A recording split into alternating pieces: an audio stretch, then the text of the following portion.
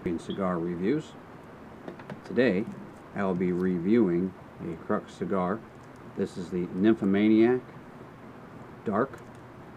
This is a 7x33 double tapered cigar. Now typically I don't smoke the long thin cigars like this because for me typically I find that the draw tends to be just not the way I like it. Often I find them to be plugged or just such a tight draw that I'm not getting good flavors. But that's not always true. It's typical for what I've found. Many people prefer these long thin cigars. This cigar was gifted to me by Matt Eskridge. Thank you very much for giving this to me specifically for a review. He specifically requested that I review this cigar. The wrapper is a Habano sun-grown jalapa. The binder is from Indonesia and the filler is from Nicaragua. That's about all I can tell you. I went to the Crux website online. That's all it would tell me. It wouldn't tell me where they were made, where the factory is located. It simply says various tobaccos sourced from, blah blah blah, all over the place, etc., etc. I dug a little deeper. I tried to find retailers. Even on their own website, they have a tab you can click for retailers, and there's numerous retailers, state by state by state. I must have clicked on at least half a dozen or more, and none of them even claim to sell Crux cigars. So I couldn't find out anything. I don't know the price, the actual availability, why Crux would say that XYZ tobacco shop in Wyoming carries their cigar, and then you go to their link right on Crux to that store's website, and you look and there are no Crux cigars in there. And I found this time after time after time. So it's a little disheartening. I don't like when I can't find out simple information. For example, where I can buy them and how much they cost. Why does it have to be so difficult? But it is what it is. Anyway, I'm not going to let that spoil my cigar smoking experience. This is kind of an interesting looking cigar. I'll go ahead and remove it from the cellophane. I'm having a little trouble getting this lighting right. Sometimes it seems to look alright, and the next thing you know it's super bright. If I turn this light off, I get these, when I move, everything just kind of waves and just like ghosty and just, so I don't know. We'll have to see what happens. Maybe I can straighten it out through editing. Anyway, it's kind of lightweight, but there's not a whole lot of cigar there, so it's kind of hard for me to judge. Typically I judge anything from a Robusto to a Churchill to a Gordo or a double Corona or something much more substantial. Now if I had a Gordo, a 6x60 or whatever, that was as lightweight as this is, I'd be a little concerned. We'll just have to see what happens. Now, the wrapper, maybe a ever so slight bit of oil to it, ever so slight. Mostly dry, but there's almost a slight waxiness, very, very subtle on the oiliness there. Nice color to it. It's kind of blotchy, uneven, kind of mottled, almost an espresso color. Fair amount of veins, but not overboard. The seams, there we go, there's the seams. Tight seams. Hard to find them, but they're there.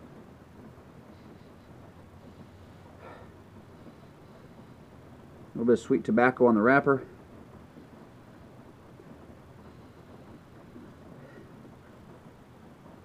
That's all I'm getting. Now I'm not going to be able to nose the foot because it's closed on both ends.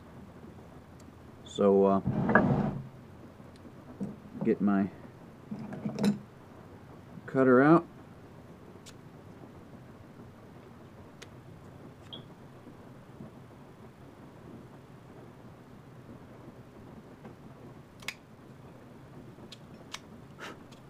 That is a awful cutter.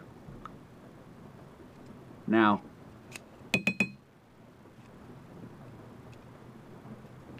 being that this cigar is closed on both ends, I'm not going to be able to judge whether I've cut off the proper amount because nothing on the other end.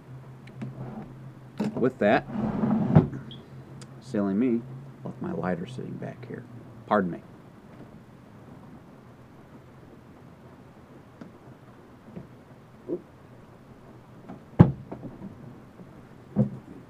Alright, now, being a small ring gauge cigar, I don't think I need to overcook it with a torch lighter, so I'm going to use a soft flame, my Alec Bradley, what I like to refer to as a tea kettle lighter. And give it a little toasty there. Now, of course, in addition to not being able to test the draw, see if I've clipped enough off the head, I'm not going to get any pre-light flavor notes, which is something I typically really enjoy doing.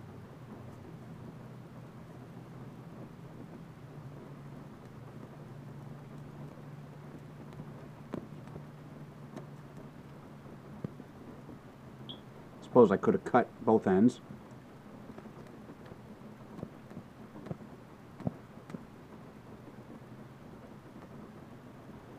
But to me, that just seems silly.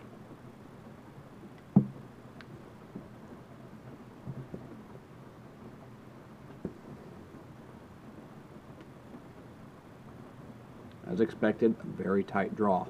Very tight. And this bad boy is heating up quickly. It's already hot. And all I did was light it. It's hot.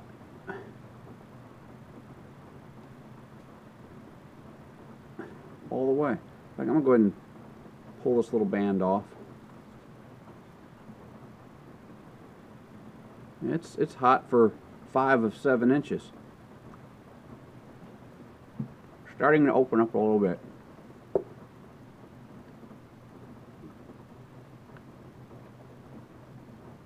Some interesting flavors. There's a little bit of spice there, but there's something else lingering.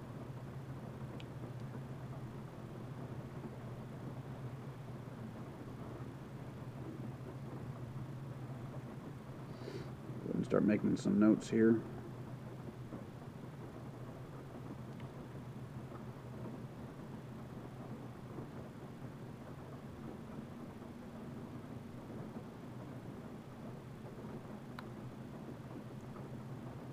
Definitely a pepper note, but not overpowering.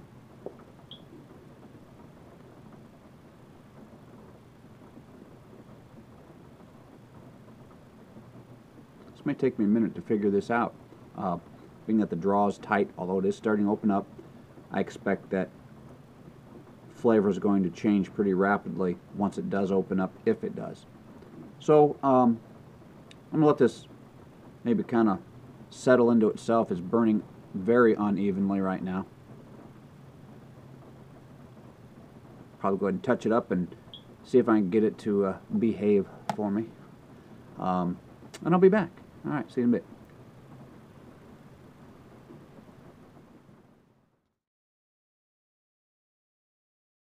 Preparing tonight's cigar with Evan Williams Single Barrel, vintage 2006. You can see by what's left in the bottle, I really enjoy this Kentucky straight bourbon. One of my favorites. I'm sure I've mentioned in previous videos that I've had the 2004 and the 2005 as well as the 2006 vintage. And in my opinion, I think the 2004 was the better of the three, but I definitely like this.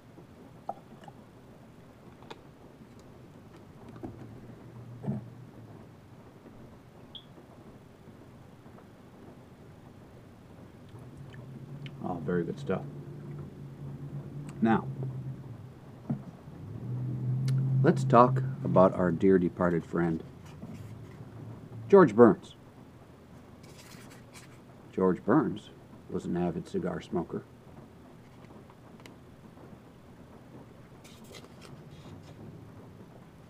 He lived to be 100 years old. Started smoking cigars when he was, seems to me I read somewhere he was 8 years old or 9 years old. I also read that he smoked anywhere from 8 to 12 cigars a day, every day. Lived to be 100 years old. Now, we have a cigar size named after Sir Winston Churchill, being a famous man in his own right, in his own time, even to this day. So, why do we not have George Burns cigar? I like George Burns, comedian, actor. Why not? Something for you cigar manufacturers to think of. Think about that. The George Burns. Why not? Anyway.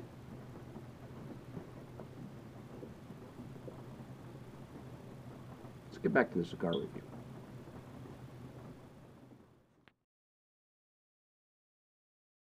I'm about 20 minutes in. I've tapped the ash off early on because it was burning all crooked and just wonky, just totally screwy. I touched it up and it's been pretty even burn line since then. I'm going to go ahead and tap this. Yep, came off nicely. Now, well, the draw is still quite tight. It has opened up enough that I can actually smoke it and enjoy it reasonably well. You may have noticed that I've changed the lighting a little bit. Hopefully this will work out all right. The first third of the cigar, I'm picking up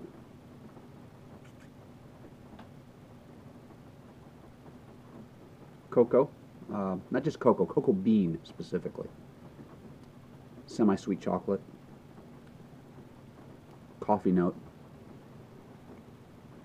and there's like a hot pepper type of thing on the retrohale.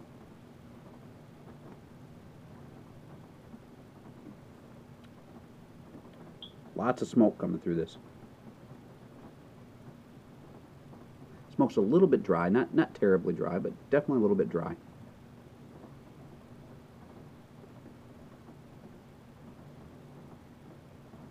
Something else there. It's a fairly powerful cigar.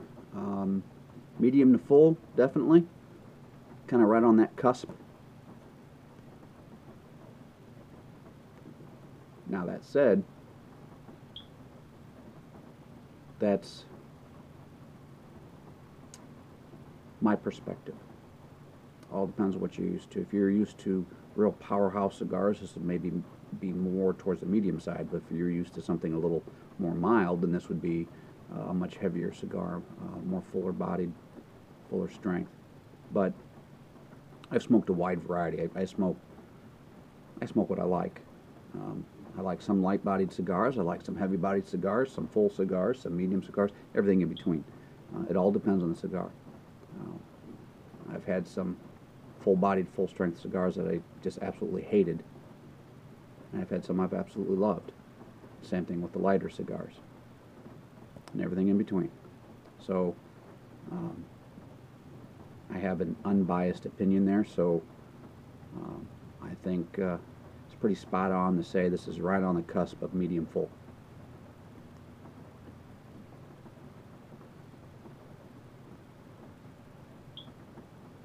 Lots of smoke coming from this little guy.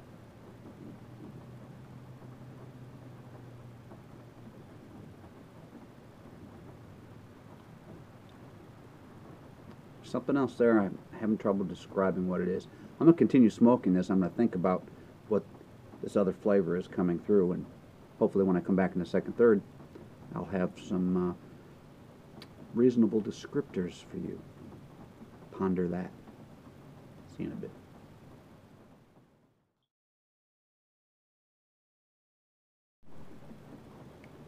Here I am, just about 30 minutes in.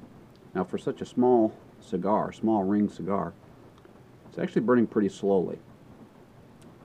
That's probably because of the tight draw, I would imagine.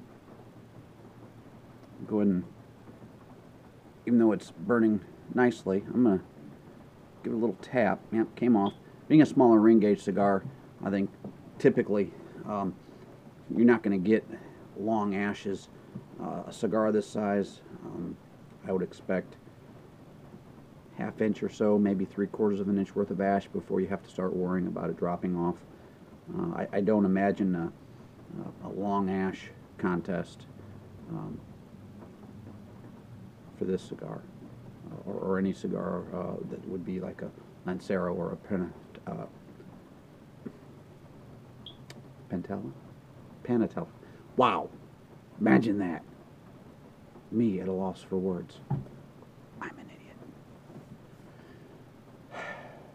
So, I promised, half-assed promised, that I would come back with some descriptors for this mystery nuance that I'm picking up. Sorry to disappoint, but I'm a liar. I have nothing for you. Nothing at all. I'm at a loss for words to describe that flavor that's lingering there. Just when I think I've pinpointed it right on the tip of my tongue, it disappears off in a puff of smoke. Just like that. Am I enjoying the cigar? Sure. This is very interesting. The coffee and the cocoa bean notes tend to be the dominant flavors, with some underlying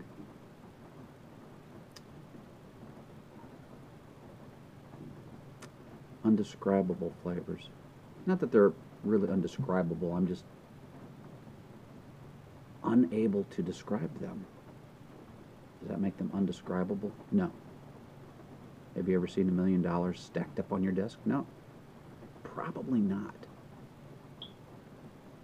But $1 million is not at all unfathomable to anybody.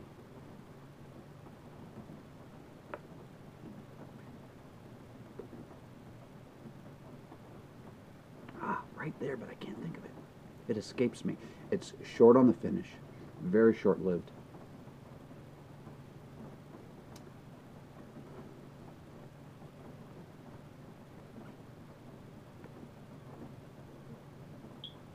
It's familiar.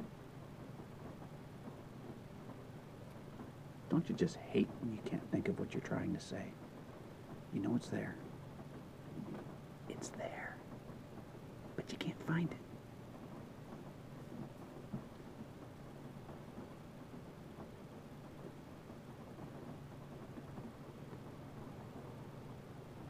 Well, I'm going to continue smoking this, and perhaps by the time I come back in the final third, I'll have some answers for you. Only time will tell.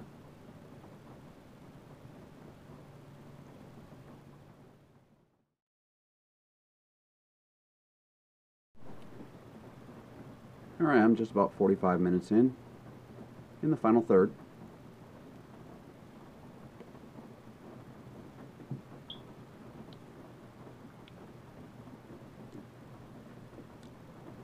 The flavors are pretty much the same type of flavors. I'm getting the cocoa bean, the semi-sweet chocolate, the coffee notes, that kind of hot pepper on the retrohale, and a generalized spiciness coats the mouth. Rear of the palate's kind of spicy and dry. But the flavors have diminished a bit.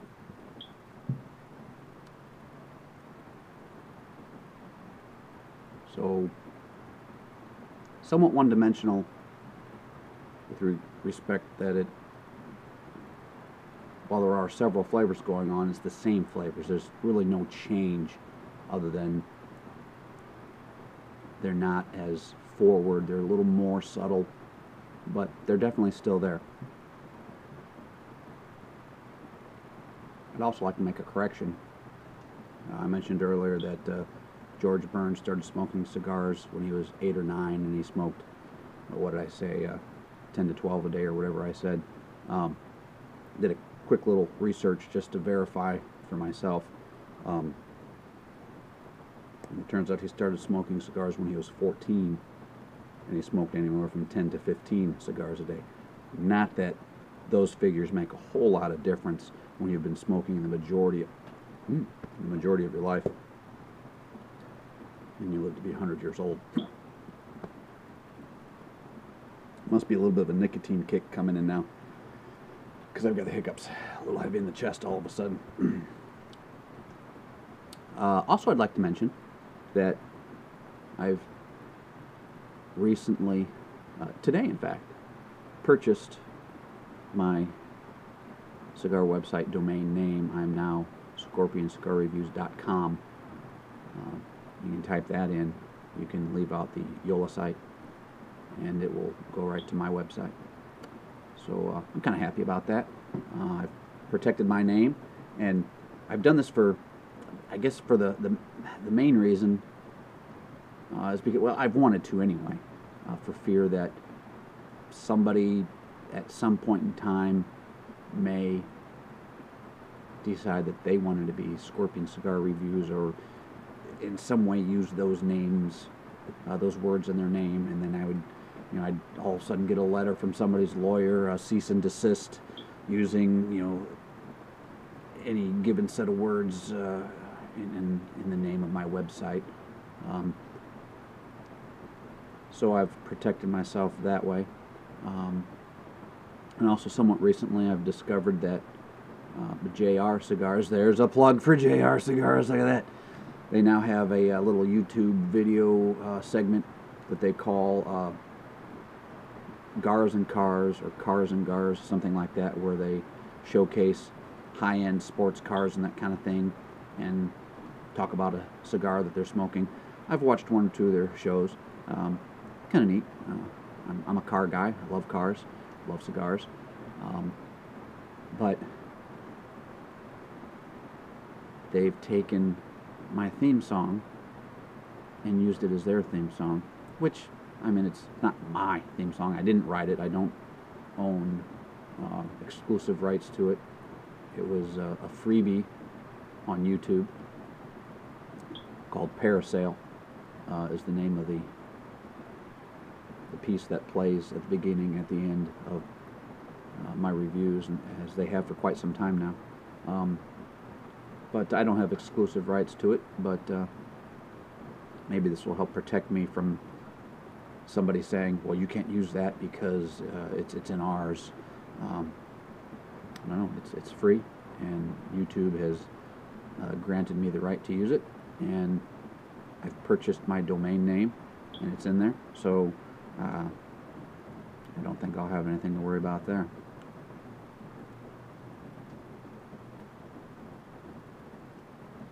Anyway, back to this cigar. Still enjoying it. Although the smoke is starting to become a little bit thin. I may have to do a little touch up here real quick. Excuse me.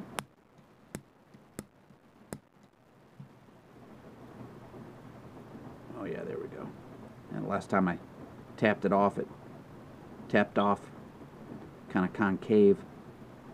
So I had not a whole lot of tobacco burning. The smoke was becoming quite thin. See if I can fix that. Oh, that's better.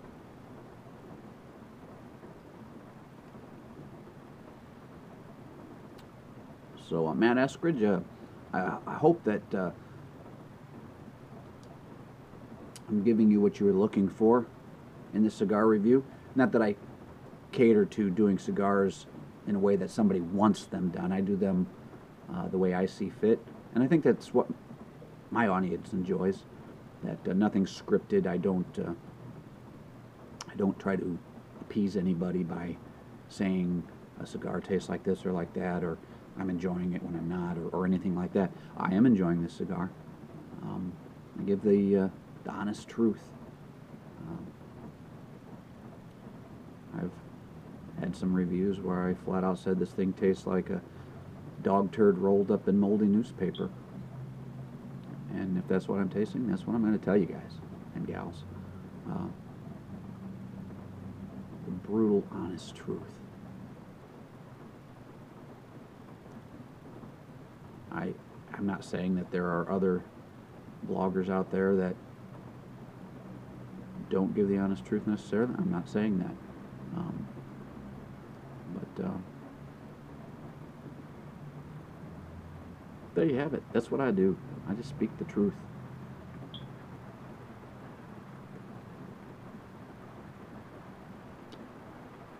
Like the Godsmack song. Speak the truth. Alright, well, I'll continue smoking this cigar. And I'll come back in the nub with my final thoughts and impressions. See you in a bit.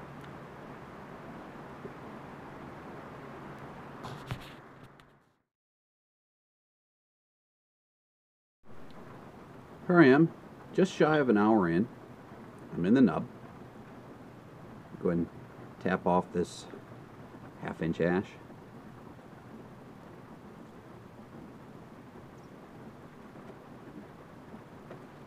Smoke is becoming thin.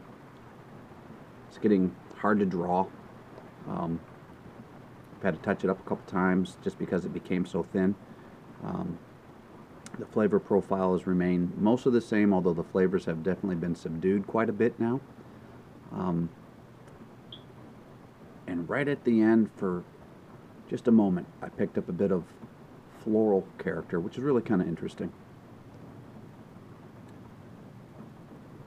So there you have it. Now I've scored this cigar 88.5 points with some adjustments. I made a 2-point adjustment, a positive adjustment, because of that floral character and some of the interesting flavors that came through in the way that they came through. You typically find cigars would follow certain flavor profiles. One nuance is typically tied to another nuance or this other nuance. And often you don't find A and B together. You might find C and D together or A and D together. But the particular flavors that came through, I typically don't get all in the same cigar. So that helped to boost the score a little bit, being that it added another bit of interest to the cigar. So it was a new experience as far as the specific flavors that I picked up together. Who would I recommend this cigar to? Really just about anybody. It wasn't overpowering and it wasn't, you know, weak or anything like that. It was right on the cusp of medium full. So even if you're a little more inclined to a more mild cigar, it's not so powerful that you wouldn't enjoy it, especially with the flavors that are there. A novice could enjoy it. I don't know the price point, so if you manage to find the cigar somewhere and the price is right for you, then sure, by all means, pick it up. I can recommend it.